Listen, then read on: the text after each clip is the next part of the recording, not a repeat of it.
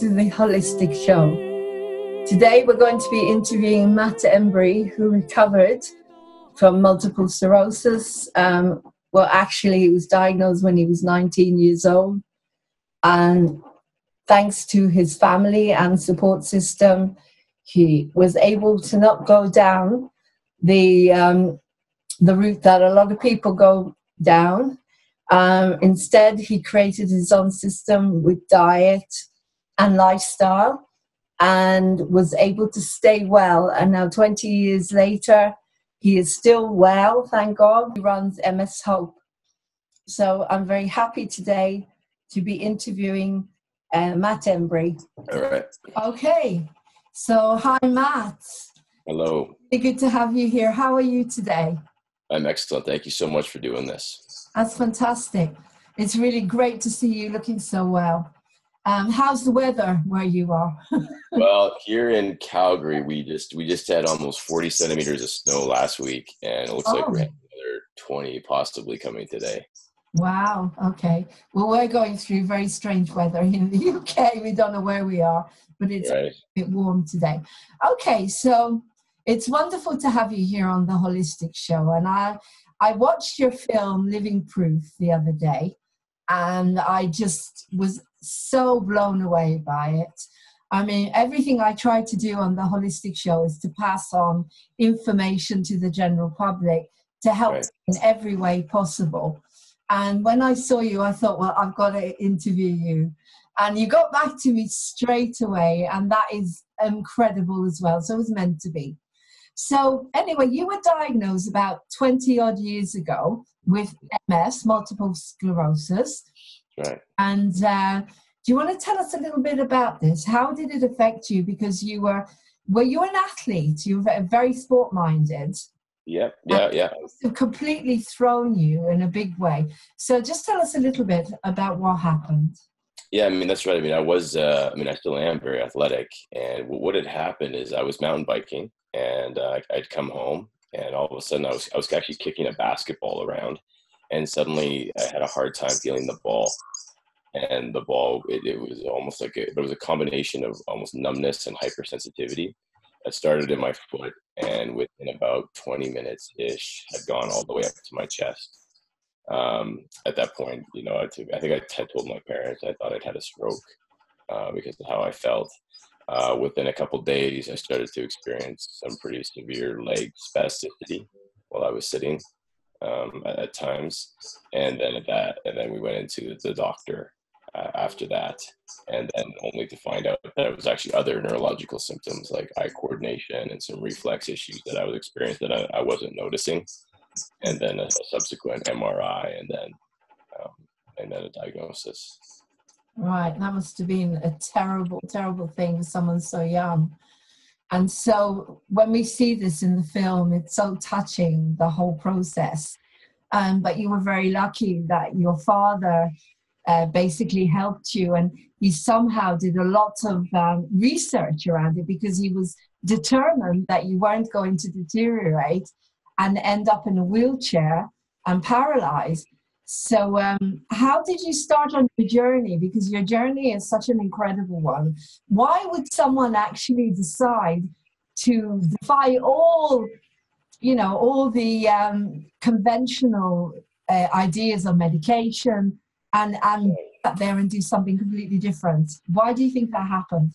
Well, I think there's a couple reasons. I mean, if you go back, this is all the way back in 1995, right? And this is just when the MS drugs were just kind of coming into treatment. So they were all relatively new. I believe even the beta interferon back then was still in trials. Don't hold me to that, but I think that was the case. So there wasn't a lot of options.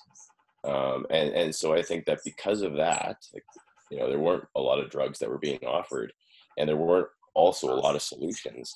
And that's just the mentality of my father and my family, is to get out there and, okay, if something's wrong, something's broken, we can try to fix this. And so that's where, I'm so blessed that my dad's, scientific mind, he just took that and just applied it to this disease. And, he just kind of plunged into the medical library and went to work. And, it was amazing how quickly came up with a diet solution. So the first thing that you looked at was diet, which was to cut out gluten, dairy, and sugar. Those are usually the main ones, aren't they? That affect. And high fat, yeah. And high fats as well. High saturated fat, to be clear.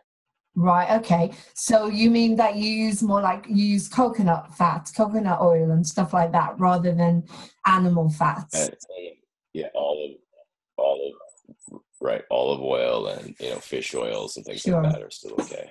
And how was that for you? I mean, as a young man, who probably liked to have a beer and, enjoy, I don't know, some not so healthy foods. How did you find the diet? How did you find that to start off with?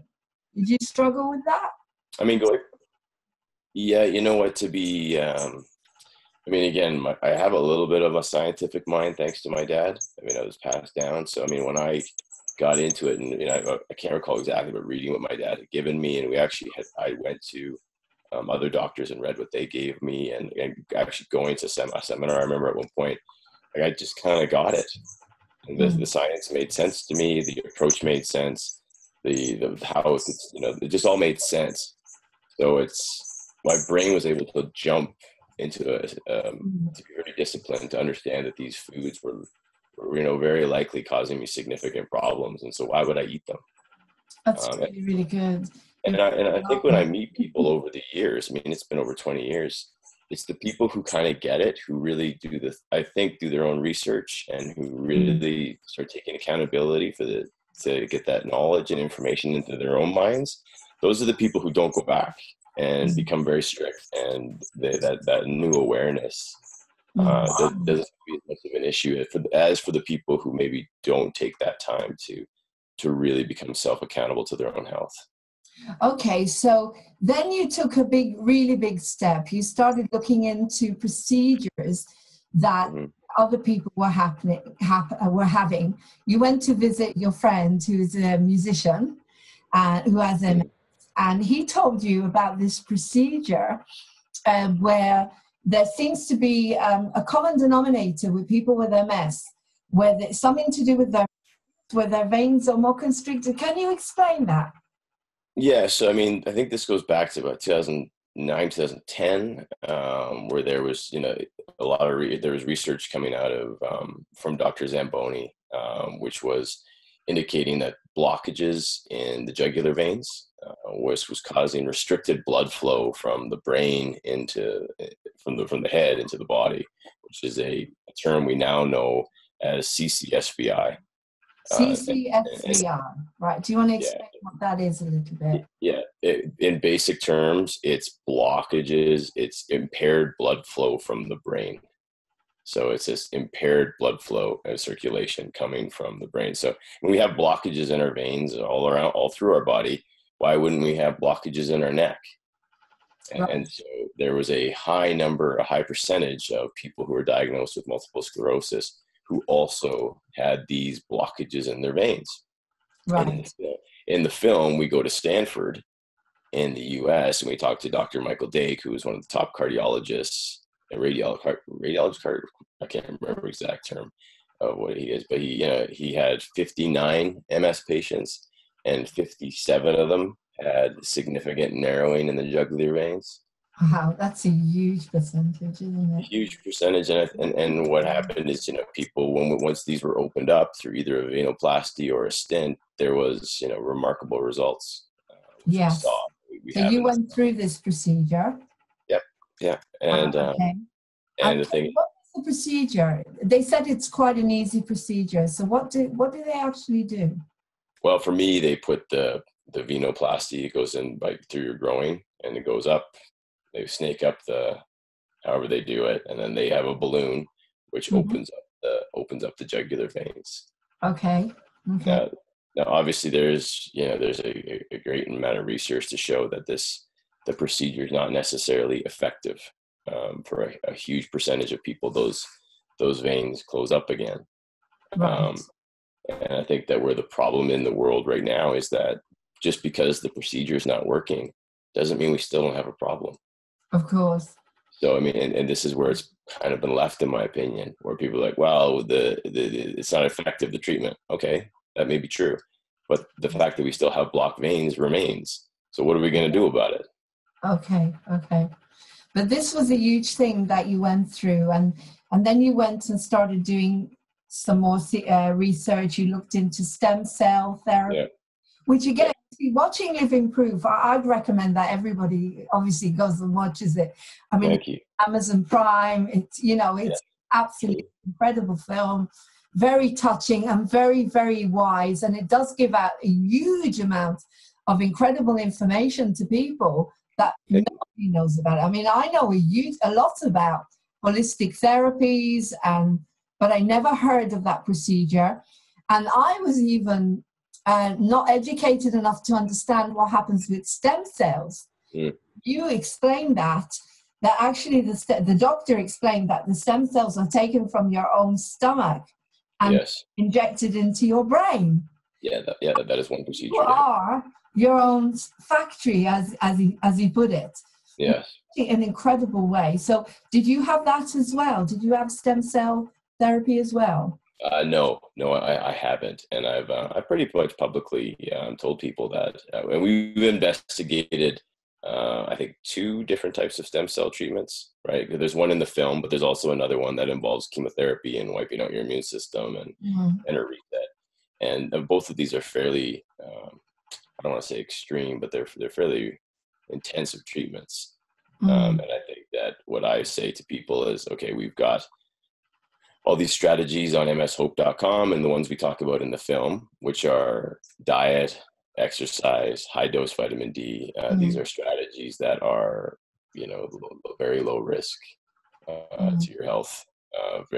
No side effects that we know of outside of maybe getting healthier. And if those strategies stopped working for me, I would definitely consider a stem cell transplant. Okay. But you see, the miracle is that you're here. You're here nearly 22 years later. You're 23. Well. You really are well. I mean, why do you think that is? Why do you think you're doing so well? Well, I mean, I think there's absolutely no question in my mind. It's the strict diet, exercise regime, and high dose vitamin D. I mean, we've got another website, which is direct-ms.org, where you'll find the science, the literature there to back up the strategies that we recommend. Again, I'm not a doctor or a researcher. So, I mean, I try my best to show people, like, this is what I've done. And here's how to do it. And here's the website. And if you want to try it, go for it. If it works for you, fantastic. Here's the science behind it.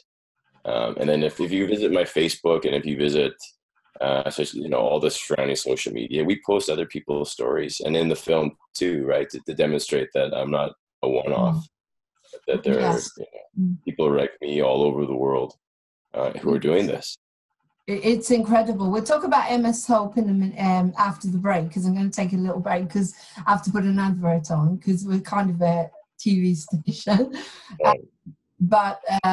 So carry on from what you're saying, because, you talked about vitamin D. I did a whole program about how important vitamin D and vitamin K are to take them together. We've got a program on here where someone explained that.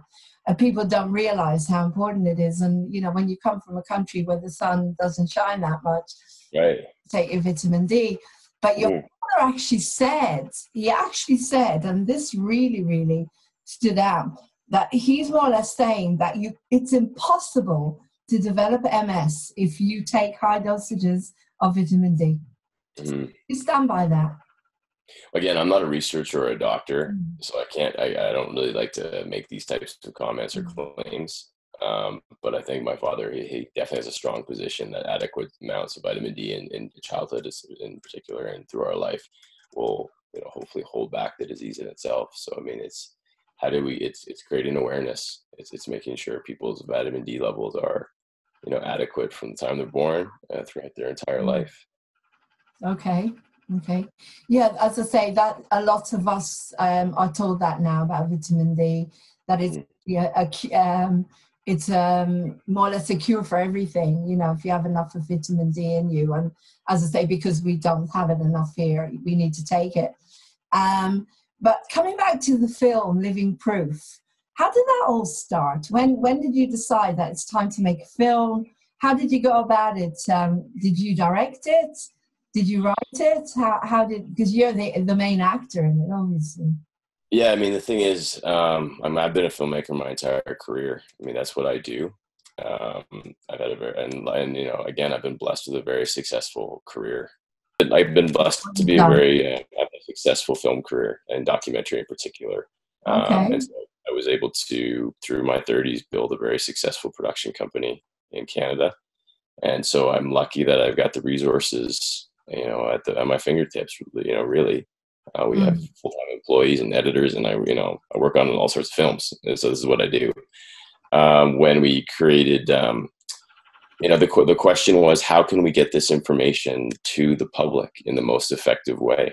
And, you know, with film and documentary being so important in regards to how we can communicate ideas and the power of it to reach people all over the world, we made a decision as a company to at the beginning to take a risk and can we do this?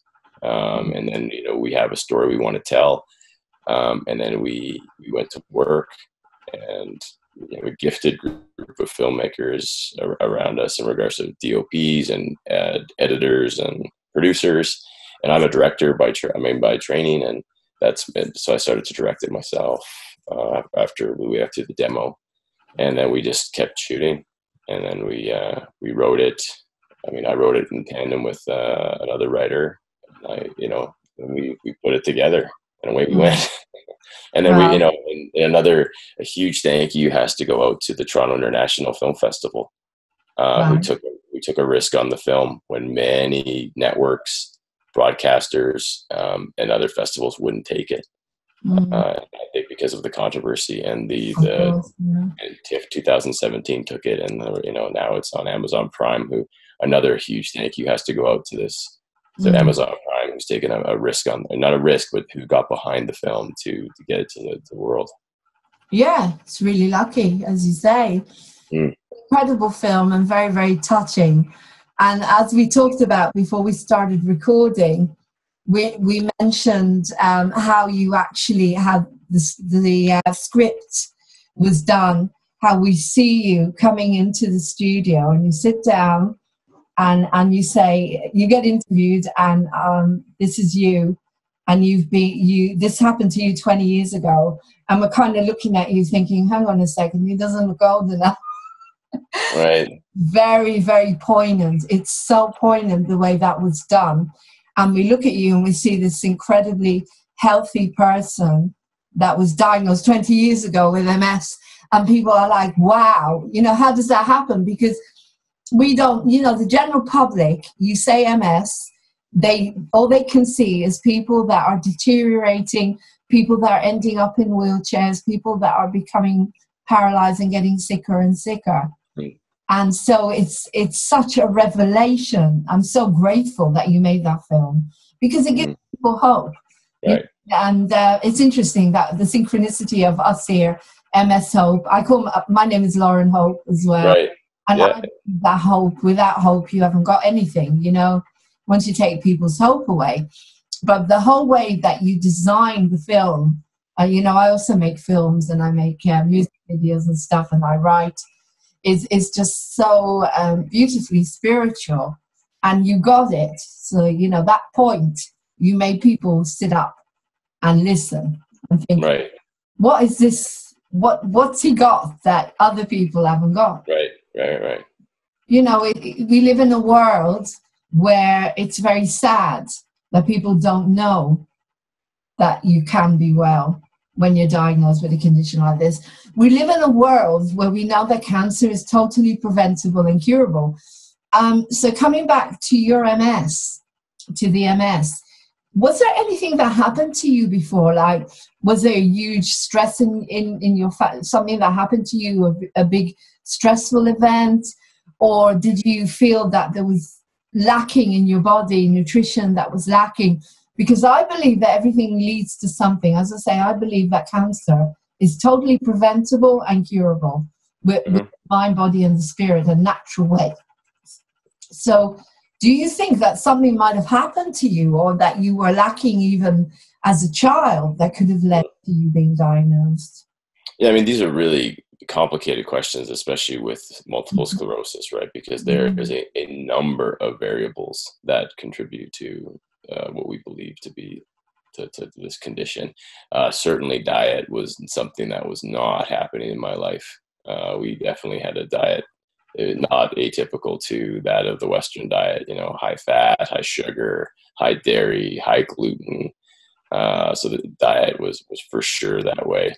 You know, I was only 19, so you know, I think most people go through stress in their late teens, right? And I don't think there's anything like super particular outside of maybe some relationship issues.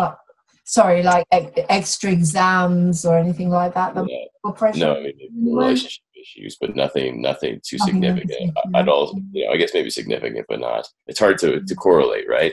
And I think that I suffered a major concussion and head trauma, neck trauma when I was in elementary school. Okay. Hard not to think that maybe there's something there that could have There occurred. may be a connection there, yeah. And these types of things. And I think that what we try to, I mean, I really appreciate your commentary on the structure of the film, because multiple sclerosis is the flashpoint of the documentary. And what we tried to do is structure the film so that anyone who's diagnosed with any disease is going to be able to relate to the journey. So there's an onset, there's a diagnosis, there's a medical system that tells you you're unwell, right? So instead of telling you that you're perfect and that you're dealing with something that maybe the levers of your life need to be adjusted and a new balance needs to be found, you're told that you're unwell and you're left in many ways to your own devices. And I think that in that trauma and that kind of awakening for people, that's, you know, we try to show that journey of going out there to find hope and all the roadblocks that people will encounter. And I think that it's no different. It's a MF, it's Parkinson's, Alzheimer's, cancer. It's a similar process. Yes. And that's what the film is trying to teach people, that, you know, you need to be your own advocate and you need to go out there and search for answers and hope. And that, you know, that's the journey. And the question is be very careful of how much money can be made off your illness. And we try to tell people, follow the money. And I think that hopefully the hope that and the joy that the film is the strategies we're giving this away for free.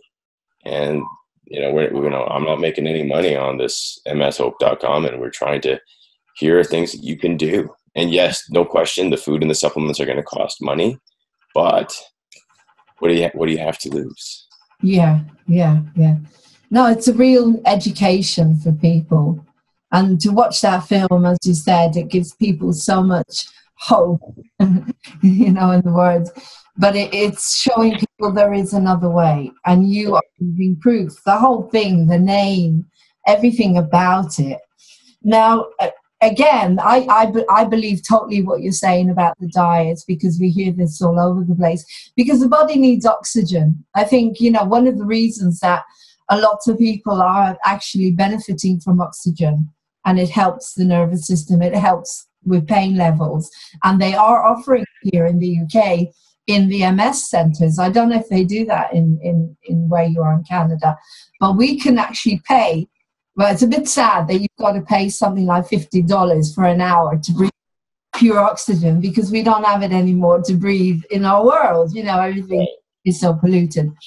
But obviously, when you go on to a really healthy diet, you're giving your body a chance to breathe. Right. People don't seem to understand that. We're just like a plant, you know. You keep rubbish into a plant, you're going to kill it. So it makes perfect sense. So just before we take a break, what is, say, your daily diet? So what would you eat, for example, over the day? Well, I mean, it's fairly basic. I mean, I'll start my day with almost every day with a fruit smoothie, like a fruit shake or something like that. And then maybe a little bit of protein. And then it's normally a salad for lunch with a little bit of protein as well. And then again, do you eat meat and fish? Or you're not a vegan? No, not a vegan at all. Yeah. Okay. And then in the evening, also very similar. I may add more rice as a grain, Mm-hmm. but not always. And then it's fairly consistent. But again, I don't feel like I'm being deprived of anything really. Okay. Let me freeze up here.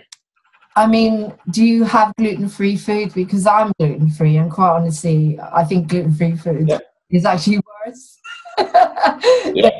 It's all, some of it is just so bad. But yeah, if you want a bit of a, a little bit of a treat, so that's right. something sometimes, and it's better than nothing at all. Okay, we're going to have a little break, and when we come back, I want you to tell me about MS Hope. Is it a charity? Did you form a charity with it, or is it just an organization first? Well, MS Hope, I mean, there's two parts here, because there's one where my parents have a charity, and that's Direct MS, and that's their charity. But MS Hope is more or less, it's a free resource of information. Okay. So we don't take any money. We don't have any salaries. People don't get paid. It's my volunteer time to do it. Okay. Luckily, my production company is able to create a lot of the assets for it. And people assume there's a big infrastructure behind it, but there's not. There's like me and two other people who help me on the online stuff, and then my parents who my dad helps me vet scripts and stuff like that. Right. But it reaches people all over the world. Like it's incredible. So as I say, we're just going to take a quick break. So everybody go out and have a healthy smoothie, or if you do have milk, have coconut milk or oat milk. Oh, they do a fantastic oat milk with chocolate, but then that's got a bit of sugar in it, But, occasionally it's good to have, if you can have a little bit, if you're not suffering too much. But anyway, we'll be back in a minute. Just going to put an ad on, and then we'll be back. Great. In a minute.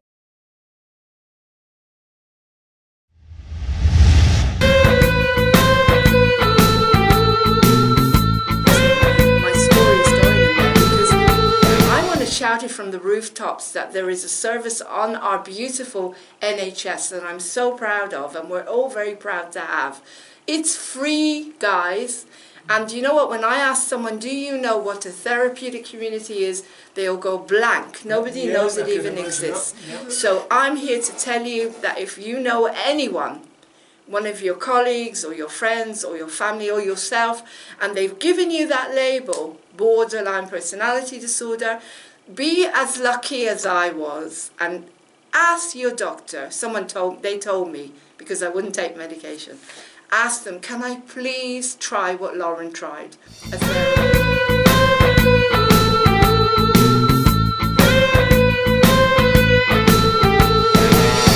thoughts I have of you, you're always on my mind, circling round my brain. It happens all the time.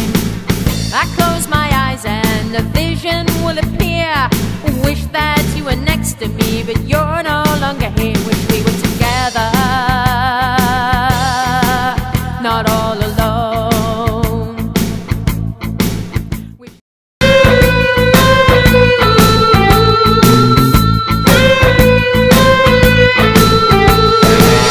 The thoughts I have of you, you're always on my mind, circling round my brain. It happens all the time. I close my eyes and a vision will appear. Not all alone. The anger you display, I really cannot take. Want to break the barriers that you and I would make. There'll always be a part of you down. Welcome to Moving On TV, the new TV channel for us, the positive, inspirational TV channel. My name is Laurene Hope. I am the founder and CEO of Moving On TV. No one is ordinary. We're all special, unique, wonderful human beings. We're all celebrities with our own talents and strengths and dreams. Come on board Moving On TV. the new positive channel, the channel that gives you hope. Please come and work on our media. Cameramen, editors, anyone who wants to work with us, and of course sponsors, organic makeup and organic products that are helping the environment and the human race. Don't get depressed. Come on board Moving On TV. See you soon. Bye.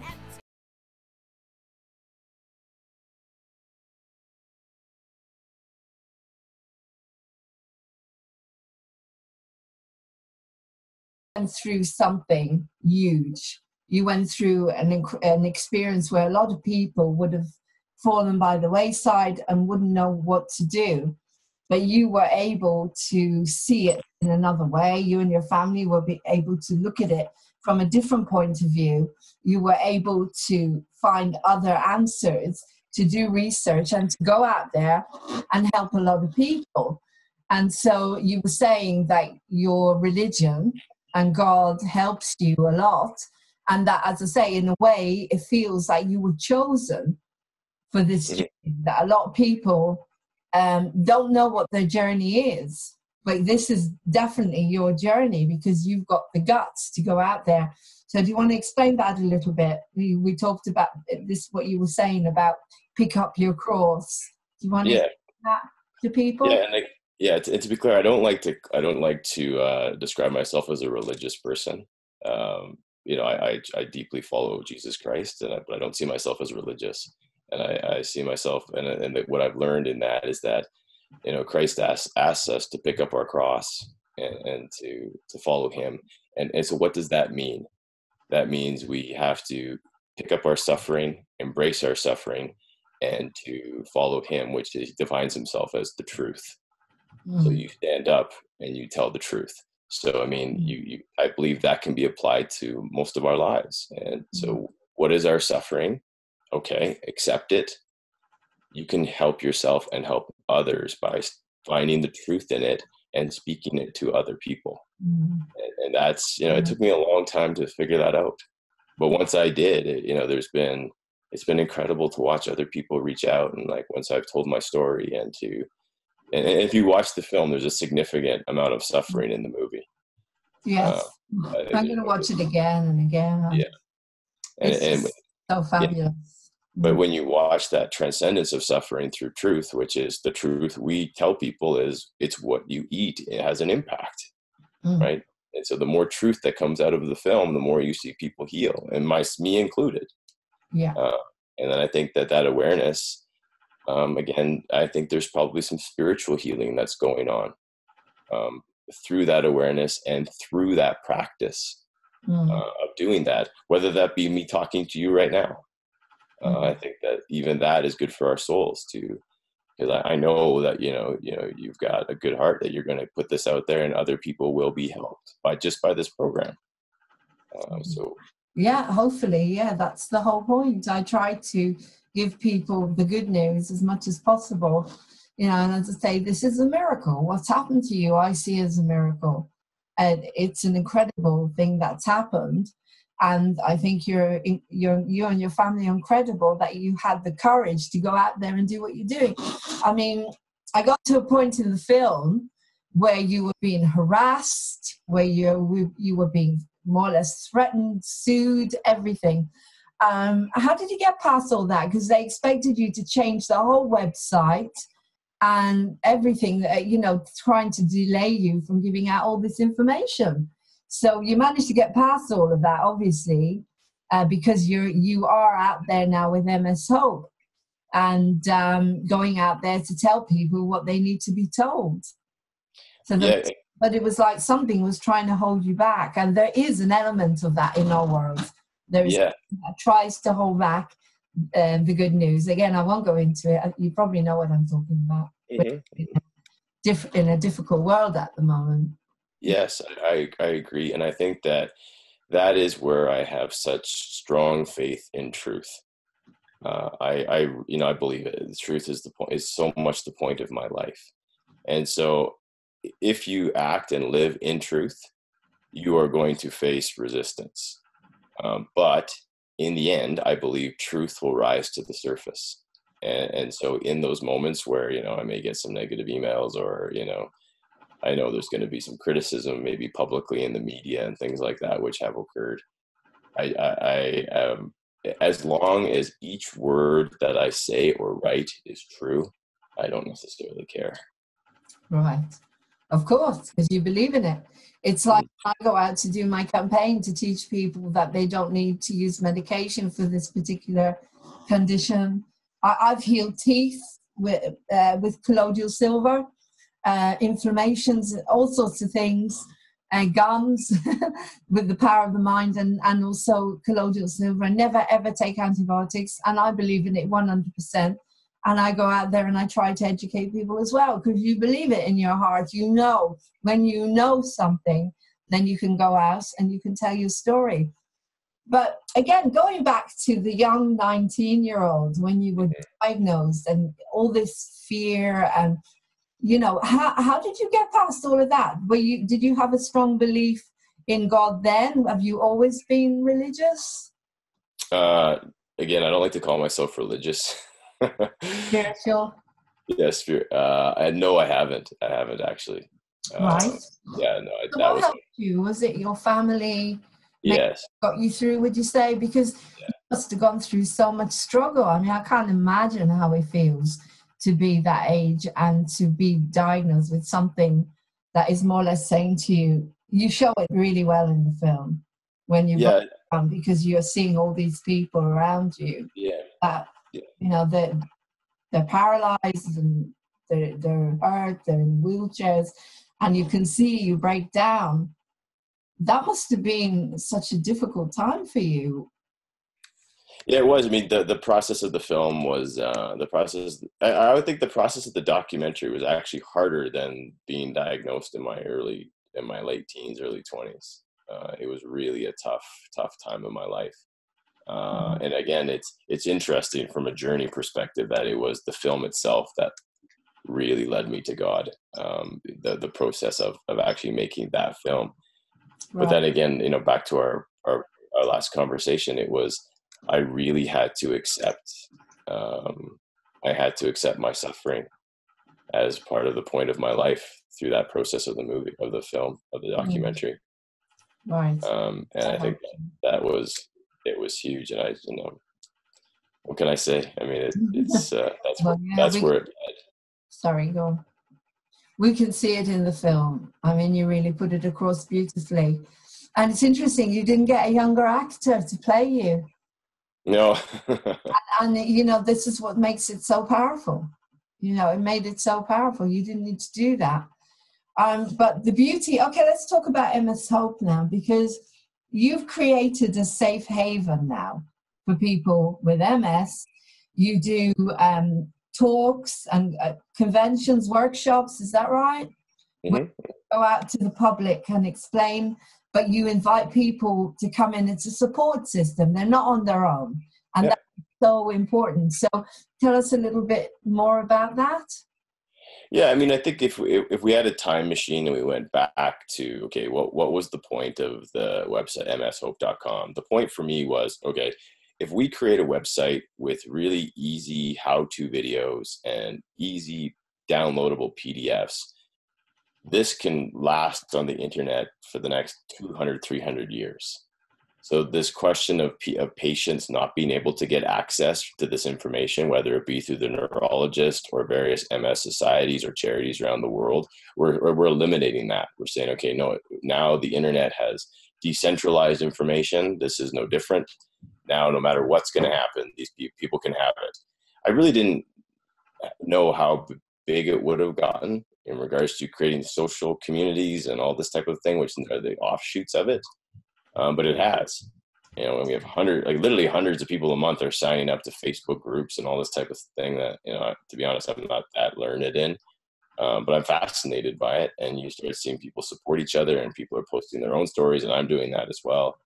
But yeah, it's a group of people who are supporting each other, and it's really wonderful to see it grow. That's fabulous. That's fabulous. So, from your heart to someone who is just being diagnosed with MS, what would you say? I would say, look, I mean, multiple sclerosis is a terrifying disease. Let's not pretend it's not. The outcomes of it can be just horrific, and I think people need to be aware of that. I think that and that's where the film really starts, with that type of, awful situation of where this thing can go, where this illness can go. Mm. Therefore, you got to take it seriously. It's people, when you're diagnosed, a message to you that what you're doing sorry, can you still hear me?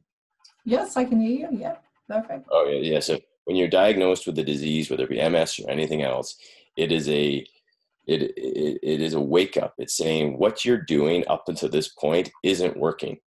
You got to change. Mm-hmm. Accept that, and okay, what can I change? Well, we've got a website called mshope.com, which is going to teach you how to change the way you eat. It's going to change the way you maybe exercise. It's going to change the supplements that go in into your body. And hopefully, it's not doing a very good job spiritually. I mean, maybe that's the next piece that we have to add. But it's saying don't, and also saying there's something that can be done. And don't worry. And I also, I have plan A. I also have plan B. And here I am 23 years later, at 42 years old, still exercising and going to the gym and, doing this type of thing. And I think I'll stay in the filming. This type of thing didn't exist when I was diagnosed. I mean, when I was diagnosed at 19, there was Judy Graham's book. Yes. Yeah. And that was it. There was Roger McDougall's story, but that was just like another, it was so it's like for the 19-year-old, man or woman, or 16-year-old girl or boy who logs on to watch this, either living proof or to look at mshope.com. Yeah.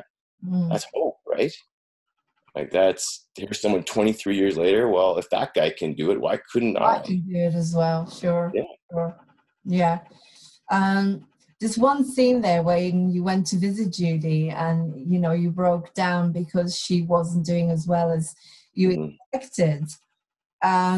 Is that because, as we talked about the mind, body, spirit, we're all different. Everyone is unique. And it feels like you've really got it.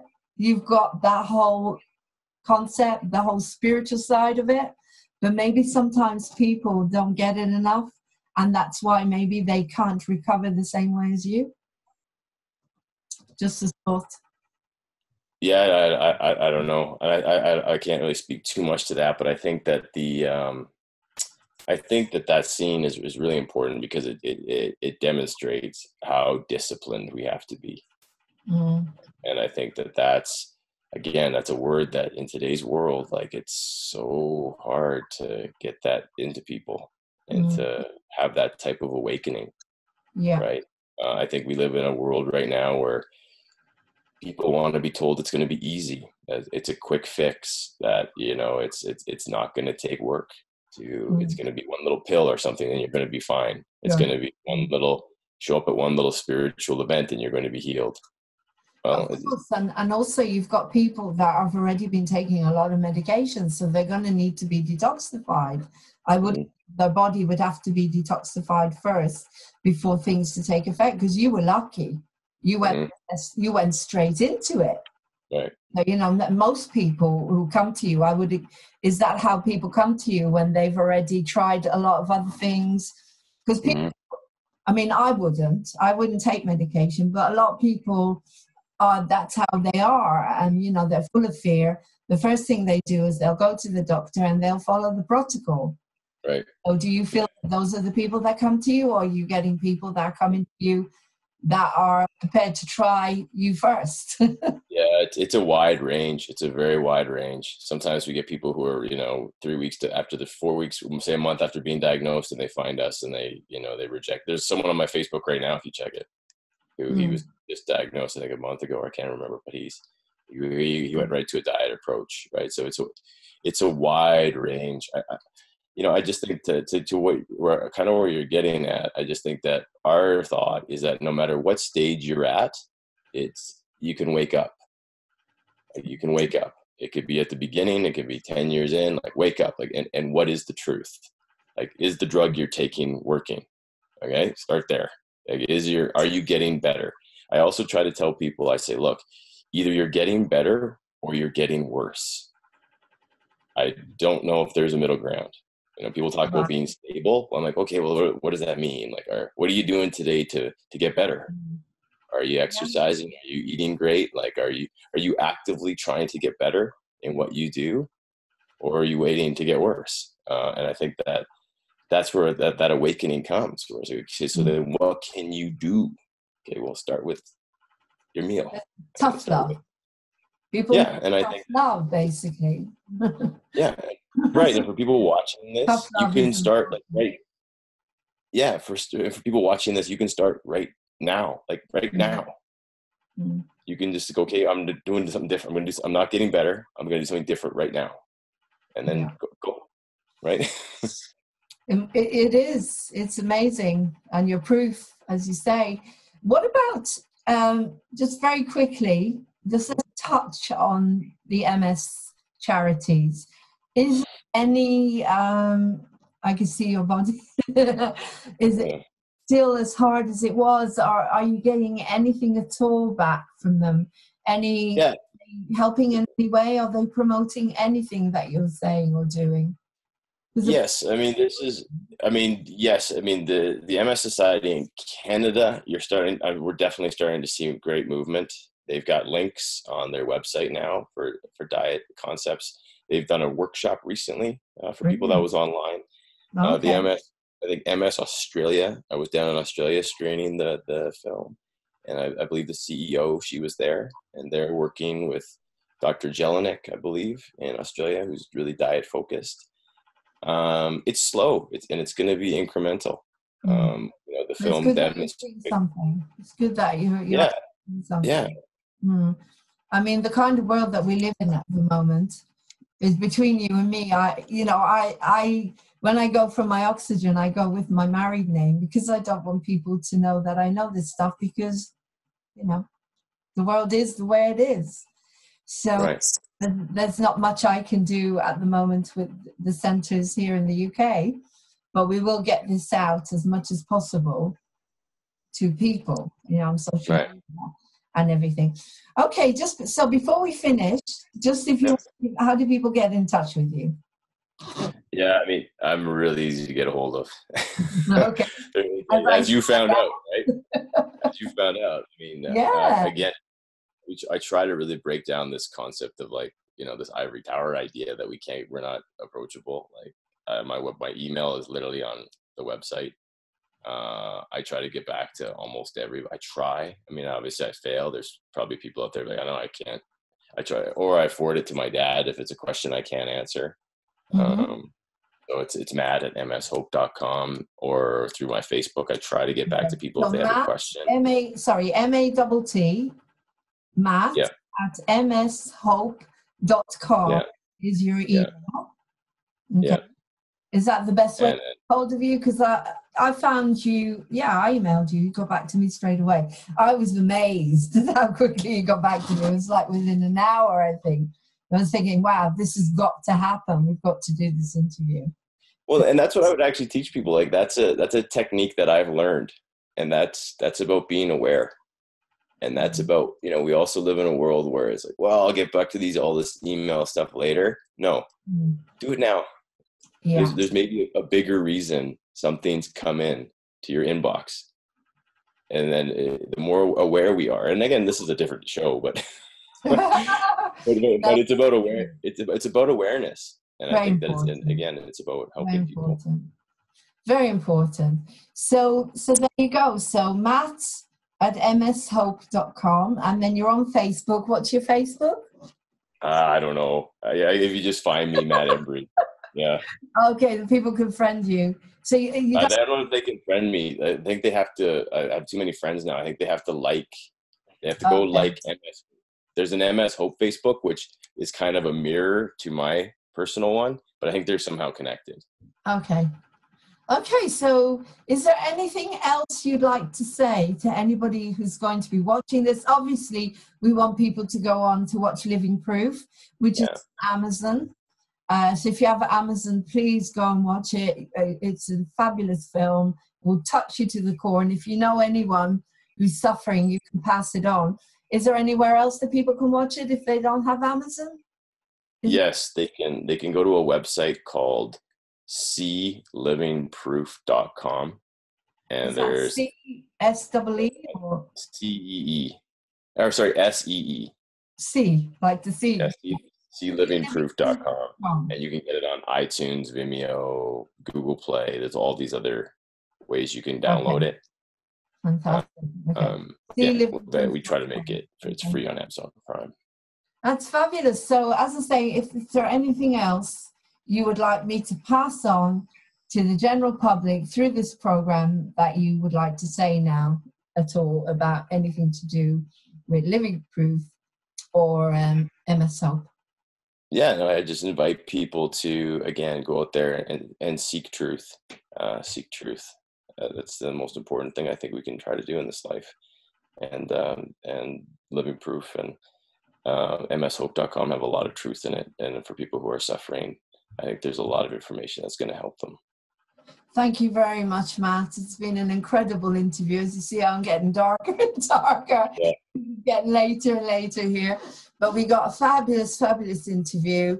And hopefully people are going to watch this, and then they're going to watch the film, and the support is going to grow, and people are going to wake up everywhere and understand that it's coming to us from all over the place. Diet, diet, diet. No gluten, no dairy, no sugar.